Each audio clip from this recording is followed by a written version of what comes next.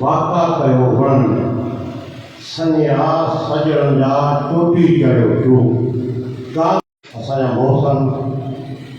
असांजा दोस्त असांजा बुजुर्ग स्टेज ते वेठल ऐं साम्हूं फकीरो दोस्त साथियो भेट पाया अॼु जे सूर्य बादशाह खे सलाम तो पेश कयो वञे अॼो कोई सूर्य बादशाह खे आहे हिन सूर्य बादशाह उन्हनि ज़ालिम अंग्रेज़नि खे जे सख़्तु सबूत लॻाए हिन ख़िते ते माण्हुनि खे ग़ुलाम अची बनायो उन्हनि सां हथियार बल जदोजहद करे पंहिंजा सिर पंहिंजे मुरीदनि जा पंहिंजे फ़क़ीरनि जा सिर ॾेई हिते जी आज़ादी वरिती ऐं हिते जे जेके साथीअ खे इहा शइ ॿुधाइण थो चाहियां त सूर्य बादशाह सिर न ॾिया ही फ़क़ीर जदोजहद न कंदा त अॼु ताईं इन्हनि मुल्कनि खे कोन वेठो वञो आहे तव्हां उन्हनि जा हीअं ग़ुलाम आहियो पर को वधीक ग़ुलाम हुजो आहे तव्हांखे सूर्य बादशाह खे सलाम पेश करणु खपे ऐं उन ॾींहं जी सॼे पाकिस्तान में मोकल करणु ऐं उन खां पोइ निसाब ते बाक़ाइदे सूर्य बादशाह जे नाले सां जेको पचमो हुजे छहों क्लास हुजे मैट्रिक जो क्लास हुजे उन्हनि में जेको थो उहो निसाब में सबक़ु शामिल करणु खपे ऐं तव्हां दोस्तो तव्हां अखियूं छो पूरियूं आहिनि हिन मुल्क लाइ कुर्बानियूं कंहिं ॾिनियूं रत कंहिंजो हुयो लोड़नि में केरु वेठा बचा कंहिंजा ठही थिया बमबारियूं कंहिंजे थियूं उहे ही शेर ऐं हिन जा मुर्शिद हिन जी जेका कुर्बानियूं आहिनि तव्हां उन्हनि खे चओ था जिन रत ॾिनी जिन कुर्बानी ॾिनी हाणे उनखे चओ था ही वतन असांजो आहे तव्हां जो कोन्हे हिन जा मालिक असीं आहियूं तव्हां कोन आहियो पर तव्हांखे सम्झणु खपे त हिन वतन हिन धरती हिन ख़िते जा मालिक उहे आहिनि जिन खून पंहिंजो ॾिनो जिन रत ॾिनो जेके पूरे ते कया जेके फासनि ते कया जेके रोडनि में रहिया अफ़सोस जी ॻाल्हि आहे त जीअं साईं ॿुधायो त डीसी वटि वियासीं त अॼोके ॾींहं ते ज़िले सागर में मोकल कर पर मुंहिंजो मुंहिंजे बस जी ॻाल्हि कोन्हे बाबा तव्हां कंहिंजा ग़ुलाम थिया वेठा आहियो तव्हांखे इहा शइ सम्झणु खपे त ही वरी बि उथिया अञा सभिनी जी मर्ज़ी आहे त असीं घर वेठा हुजूं वरी ॿी कुर्बानी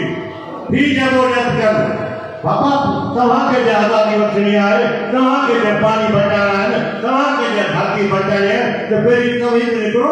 या वरी बि कुर्बानियूं ही ॾी पाणी वरी दरिया जो भाग थी वञनि त वरी जेको पाणी ताईं पी वञो हे वेठा वञो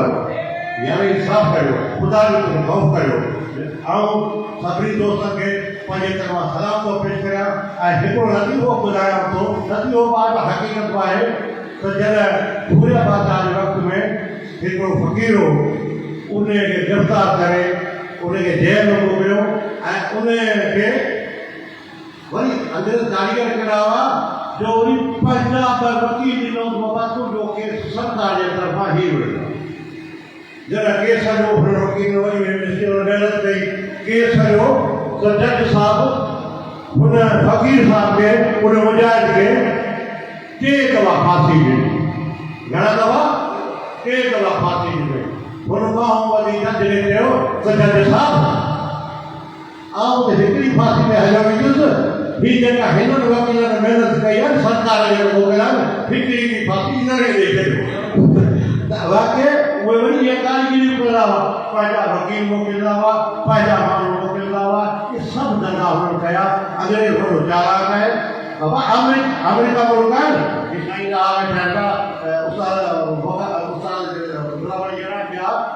उन्हें ख़बर है तो अमेरिका जो मुल्क है न उते वाला जेके अमेरिकी है वो रेड इंडियन है वो गुलाम है उते ही अंग्रेज साकू कम करे वठो तो ये दुनिया तो अंग्रेज की पॉलिसी था है और क्या तो सलाम है हिते की धरती है मानव के सूर्य बादशाह के मुरीदन के हिनन जे बुनियादन के हिनन उन्हनि के जो एॾे ज़ालिम अंग्रेज सां मिली ऐं उन्हनि खे हिते लोधे कढियो निदान करे कढियो ऐं उन खां पोइ रुगो पाकिस्तान न साईं मुंहिंजे ख़्याल में के सुवाल पुछो त बाबा जेको सूर्य बादशाह नालो आयो आहे उहो कहिड़े वतन में बाबा ही एशा खंड बड़े सगीर सभिनी लीडर सूर्य बादशाह आहे हिन मुल्क मां जो अंग्रेज में लोधे कढियो आहे उहो सूर्य बादशाह ऐं उन्हनि जी जमात उन्हनि मुरिद कढियो आहे ऐं उन्हनि सभिनी खे पंहिंजे तरफ़ां सलाम पेश करिया ऐं हिते जे दोस्तनि खे अञा गुज़ारिश थो करियां सागर में भयो पर सॼी सिंध में सूर्य बादशाह जो ॾियारो मल्हायो वञे।